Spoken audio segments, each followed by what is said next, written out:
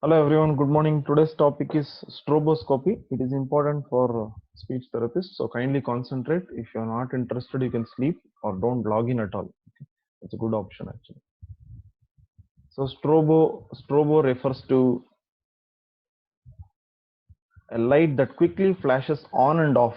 So when a light quickly flashes on and off, that such kind of light is used to actually measure how many times the vocal cord will vibrate. That is the principle behind this stroboscopy.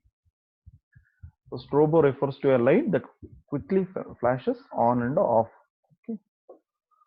So we'll see what is this stroboscopy. It is a special method of examination of vibrating object or any fast moving object such as the vocal folds. A bright flashing light lasting a fraction of a second, that is 10 microseconds, is used to illuminate the vocal folds. So this flash freezes the movement of the vibrating vocal fold. It's like something like one person is vibrating too fast, so use the other person also in vibrating too fast, so that when both of them come at the same frequency, take the photo of that particular object, and that object I'm talking is vocal folds.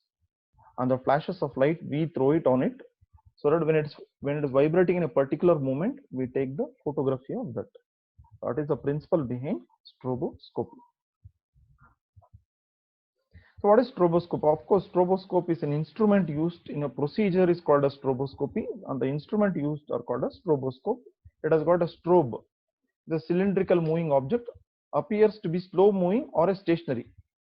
It consists either a rotating disc with slots or holes, or a lamp such as flash tube, which produces brief repetitive flashes of light.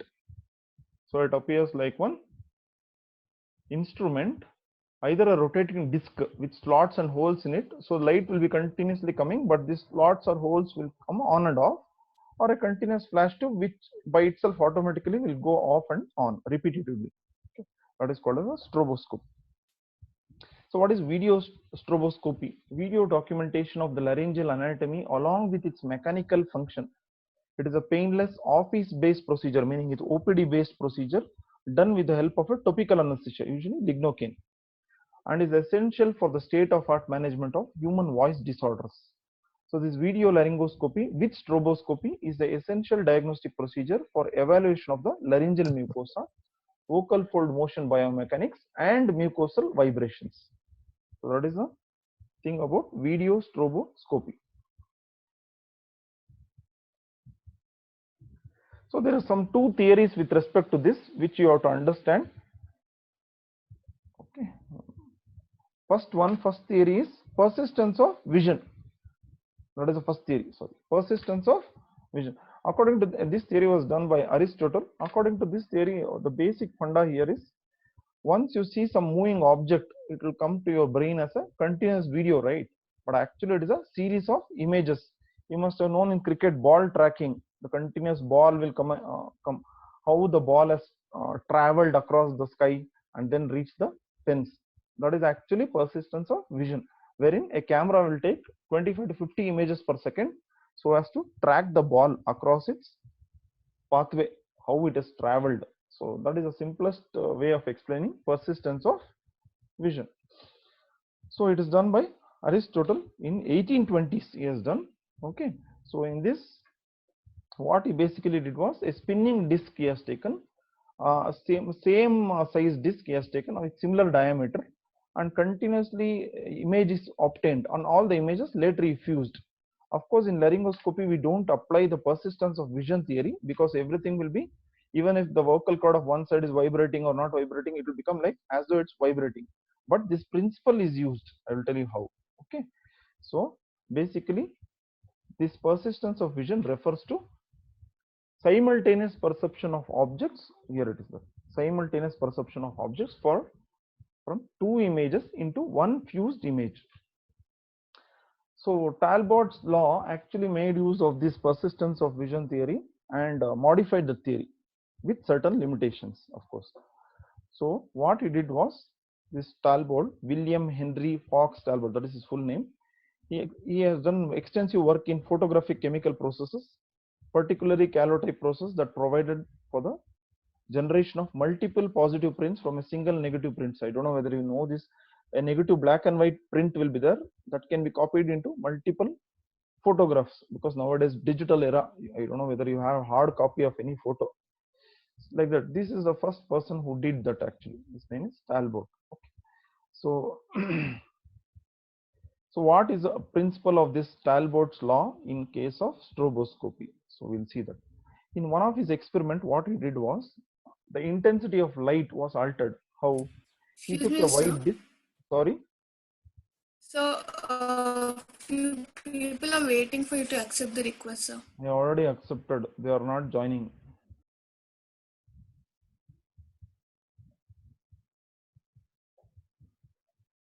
I already accepted.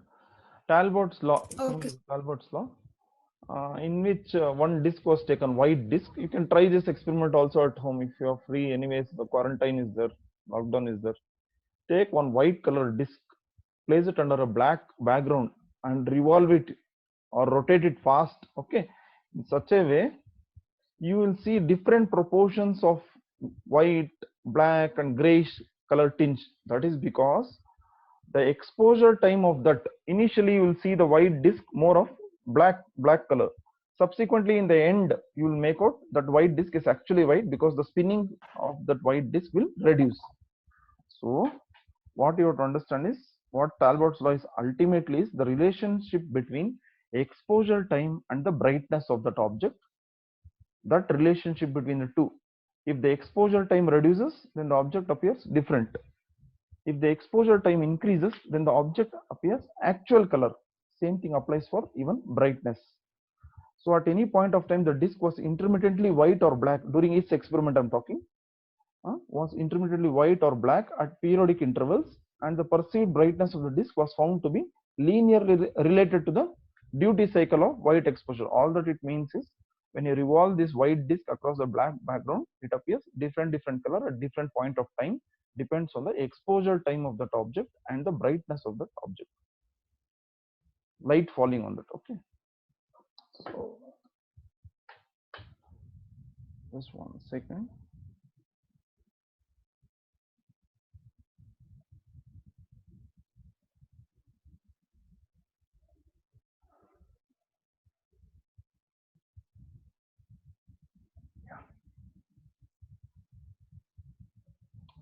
Can you see the screen? Can you see the screen? Yes, sir. Yes, sir. Yes, sir. Yes, sir.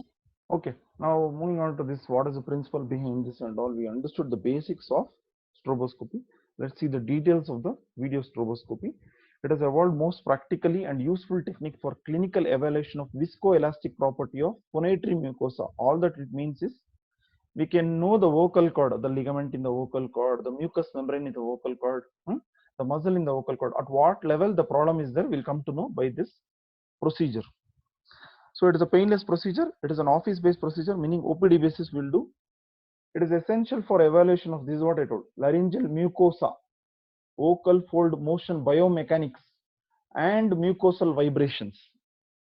The key elements of this is for detecting and assessing the pathology as well as determining the impact of voice and air function. Based on the changes in the vocal cord, we can know how much impact it has got on the voice. Okay.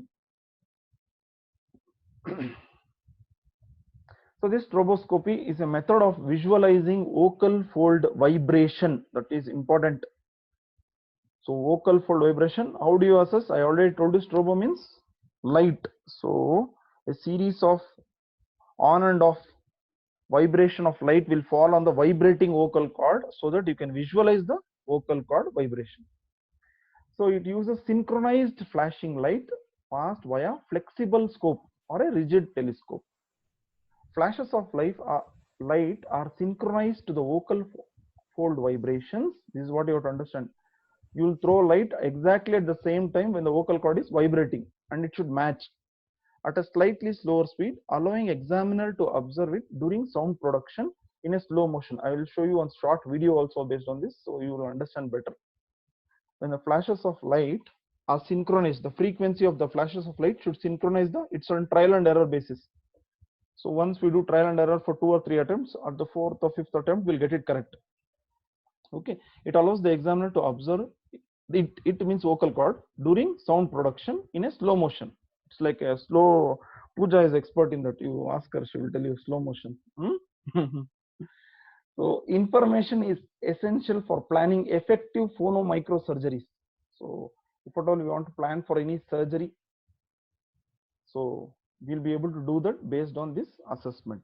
So it provides useful and real-time information concerning nature of vibration, image to detect vocal pathology, permanent video recording of the examination, so that we can know before the surgery and after the surgery how much improvement is there in this patient. Otherwise patient will tell there was no surgery at all. Okay, so it improves sensitivity of subtle laryngeal diagnosis.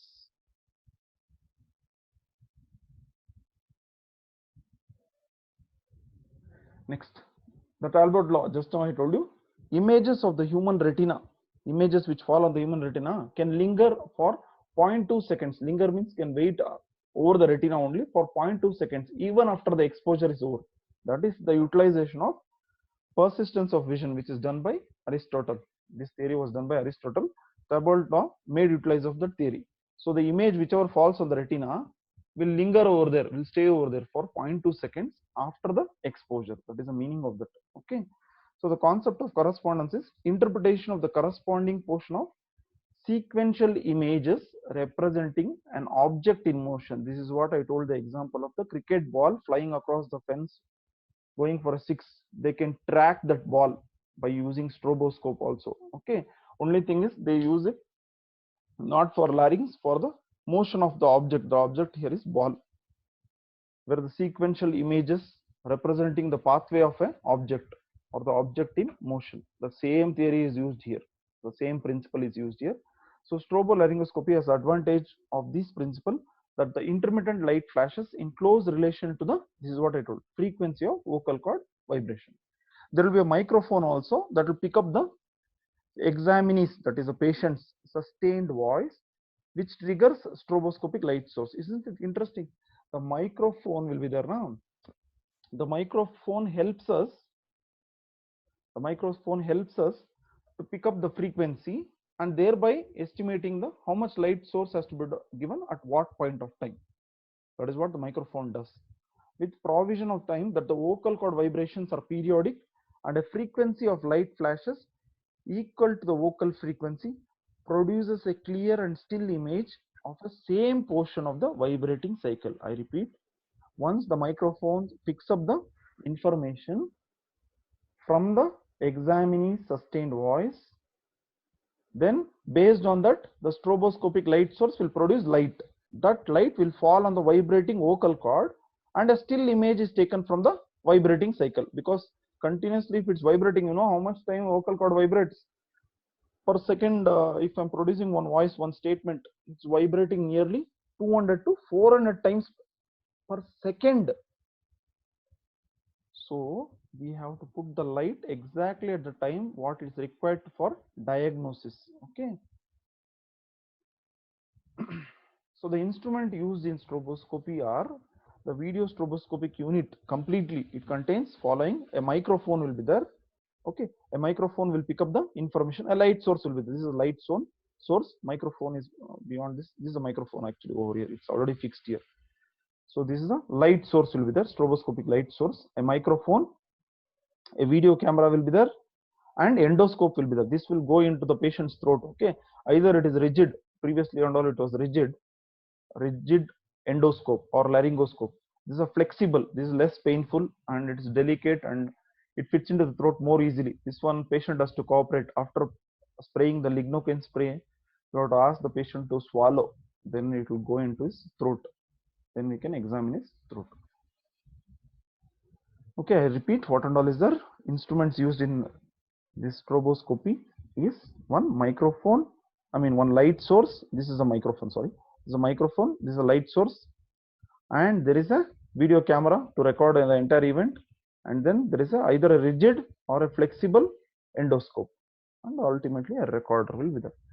So fundamental principle behind this, frequency behind this, is the unit measured by using a strobe unit. The unit used to measure this is called a strobe unit, and it is nothing but the frequency. So you have to set the frequency of the light flashes appropriately. So this is the most important fundamental principle we have. So the fundamental frequencies, how will you know what is a fundamental frequency? The microphone will pick up the vibration. Each person's voice, my voice is different, your voice is different, your friend's voice is different. Like that, the frequency will be picked up by the first by the microscope. Then we have to fix it according to individual. It should be individualized. We have to set the frequency of the light flashes. Then amplitude. The amplitude of the wave we get is based on the lateral excursion of the vocal folds during their displacement away from midline during oscillation. This I'll show you a video, you'll understand better. So it's highly dependent on a pitch, frequency and loudness of the patient's voice. The amplitude I'm talking, it's highly dependent on the pitch, frequency and loudness. Generally graded as either the normal amplitude, less amplitude, greater than normal amplitude. These are three gradings possible. Next, symmetriness. Normal motion of the arytenoid cartilage is assessed during flexible or rigid telescope laryngoscopy. Vibrating characteristics of the phonatory mucosa are assessed during stroboscopy. So the symmetriness, whether both the sides will move equally or not. I'm talking of vocal cord symmetry. Then glottic closure. So in a healthy person, the musculomembranous portion of the vocal cord should close completely during a vibratory cycle. So that also we'll assess. Then mucosal wave. A wave is created within the vocal cord. Okay, that will also can be identified by stroboscopy. How much wave is created, is more or less, that will come to know. Next, periodicity. Whether the same person telling the same statement at different point of time, whether they have any voice fatigue or not. So like the regularity of successive vocal vibratory cycle also you can assess. So normal vibratory activity will be regular and it will be periodic. So the diagnostic finding, we can utilize this method to diagnose the following things. Vocal fold cyst, we can diagnose vocal fold cyst. The region of the cyst demonstrates diminished pliability, means it will not vibrate much. Exact characteristics of mucosal wave deficit depends on the size of the cyst and the location of cyst. So if the size of the cyst is more, obviously vocal cord won't vibrate at all. If it is small, it will vibrate, but not to that extent. Okay. Vocal fold polyps also we can diagnose. Vibratory pattern of two vocal folds are asymmetric because polyp usually arises one side. So the normal side will vibrate while the polyp side will not vibrate. So the vibration would have reduced. Next, vocal fold nodules. This happens for teachers, singers, coaches. Glottic closure is compromised, especially in high pitch frequency. So the glottis, that is the vocal cord, adduction will be, there will be a problem. It will compromise. It will not adduct to the complete extent. I will show you in a video now shortly. Mucosal wave is usually preserved bilaterally, but the pliability, meaning flexibility, and the amplitude of excursion, that is the ups and downs in the vocal cord, are decreased in the region wherever the nodule is there. At that area, it will be decreased. Last but not the least, sulcus vocalis, spectrum of phonatory mucosal vibratory defects in which the stroboscopic finding demonstrates zone of diminished mucosal pliability. This is a rare possibility, but it can happen. It is a mucosa, the red color carpet will be there on the vocal cord. It's called as vocal mucosa. The problem in the vocal mucosa can also be detected. The pliability, the flexibility of the mucosa would have been diminished in this case, called as sulcus vocalis. Okay, so what is the, so before going into this, if you see a short video, then it will be better for you. Okay, just give me 1 second.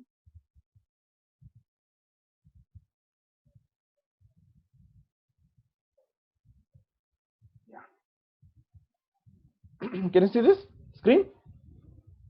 Hello? Yes, sir. Yes, sir. Can you see the screen? Okay. Here the person is telling a like that. Please observe the vibration. A like that. Can you make out the light is going off and coming on? So the person here is telling like that. So see the vocal cord vibration. This is abduction. This is abduction. This is adduction. This is adduction. See both the sides we can make out. It's vibrating and it's moving equally. This is normal person larynx. This is what you are seeing is the epiglottis here. This side epiglottis. This side arytenoid cartilages. This is aryepiglottic fold. I repeat, epiglottis, arytenoid cartilages, aryepiglottic folds.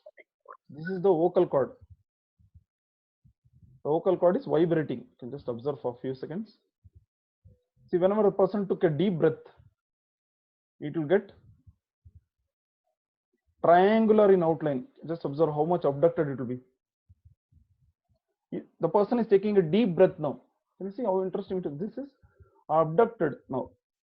When they're raising the voice, the tone will increase. The human body is so dynamic.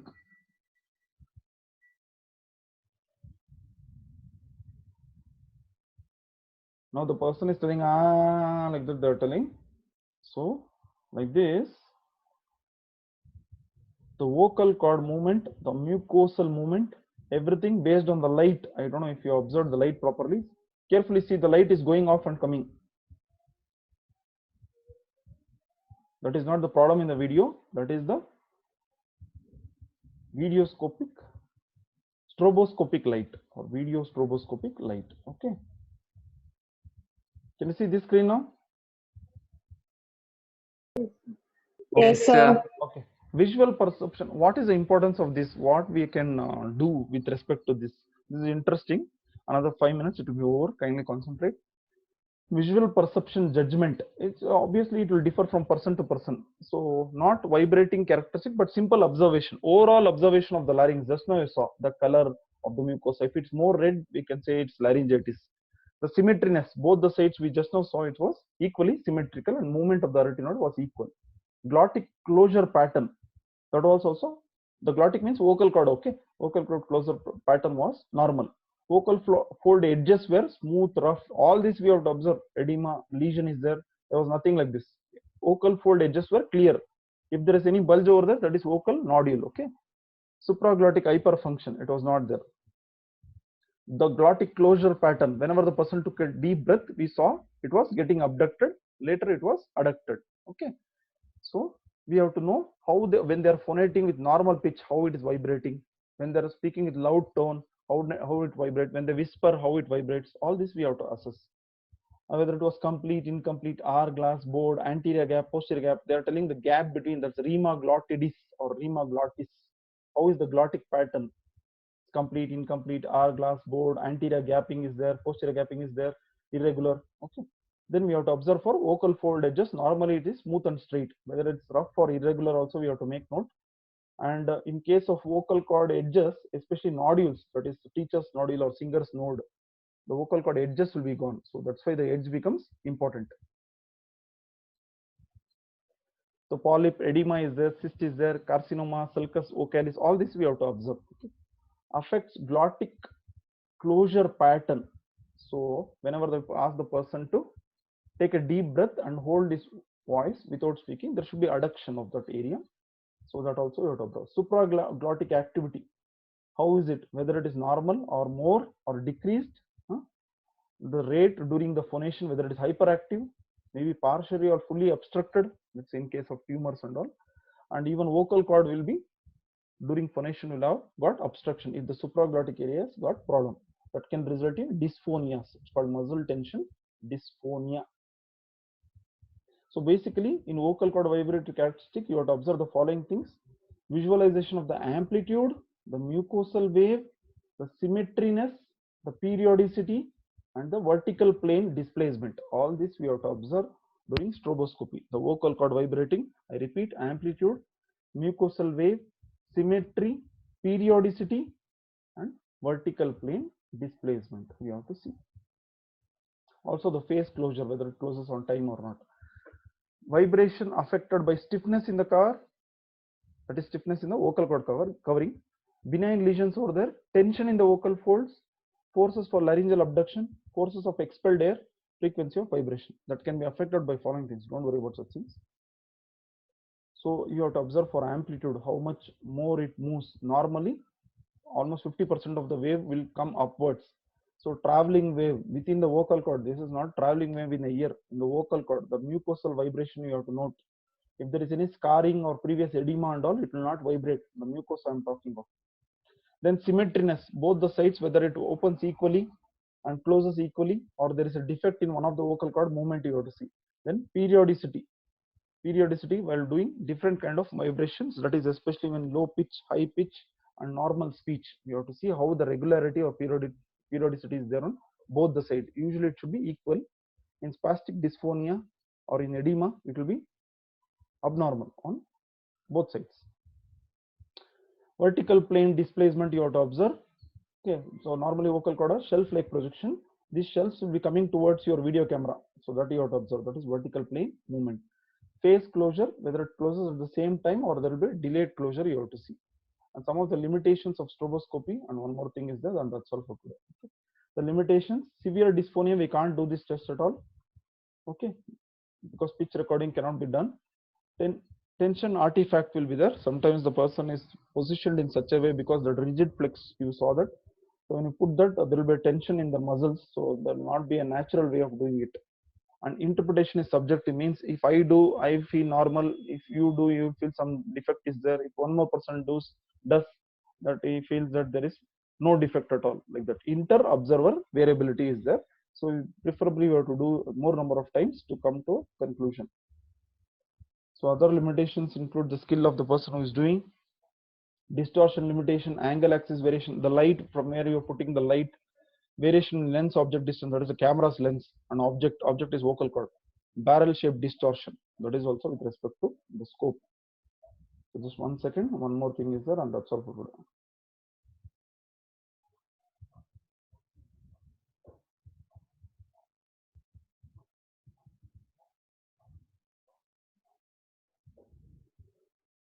So what are the precautions to be taken while doing this stroboscopy? You have to know. So when using a stroboscope, the user should be cautious not to become careless and touch the object under study, or allow clothing to become entangled. This one, when you're putting the scope, the flexible scope, a wire-like thing into the throat of the patient, we should be careful about such things.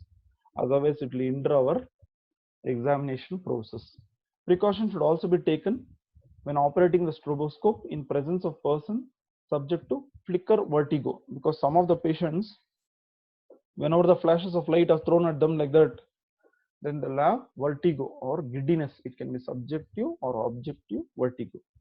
Then the periodic flash of stroboscope could induce an epileptic attack. This is very important. You should be aware of such things, in which even though he is previously undiagnosed epileptic person, we have to take suitable precautions, but still, if the flashes of light itself can induce an epileptic attack, you should know what to do. Remove any sharp objects away from the patient, or table, chair. It should be on a flat ground. When the already epilepsy has started, now you have to know how to prevent the injury to the patient. So you should be on a flat ground, he or she, the patient, and prevent the injury, self-harm of the patient. So before, thank you, kindly see this video once, and that's all for today. Just 1 second. This video.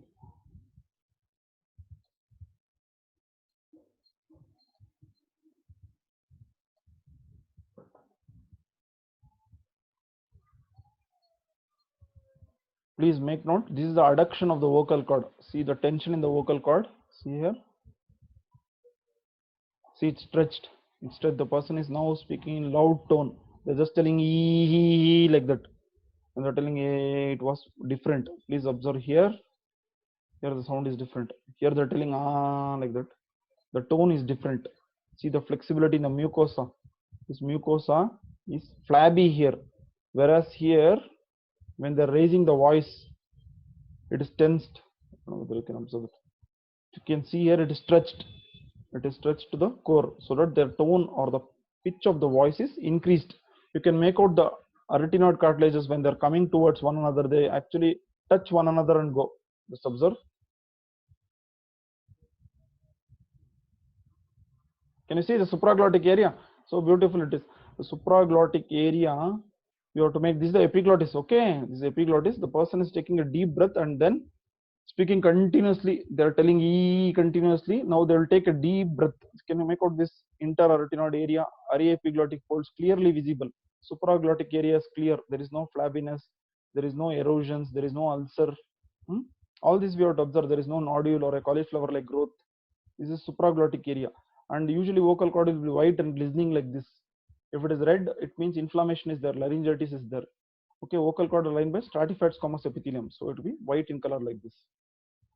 So observe one more time.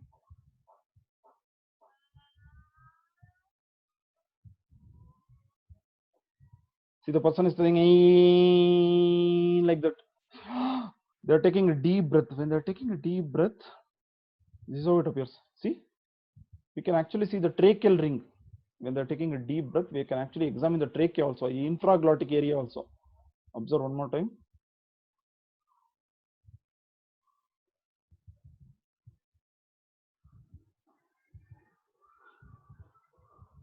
You saw that. See, the lights are going on, coming. That is stroboscopy. See, now there is abduction.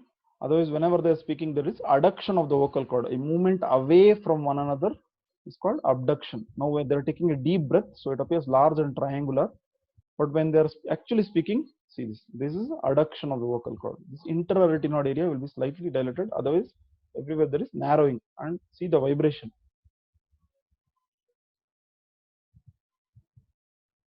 See the vibration. Can you make out the epiglottic area? Supraglottic area should be clearly understood, otherwise problem will be there. This is supraglottic area. You have to first rule out lesions here before putting the scope over there.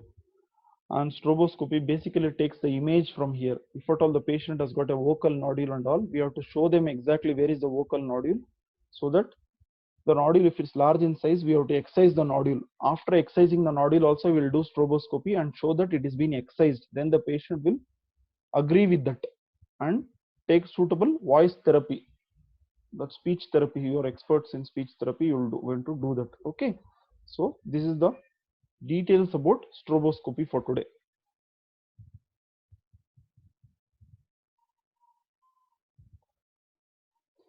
That's all for today, ma. Any doubts, ask me on my WhatsApp or on this group. Okay. Okay, sir.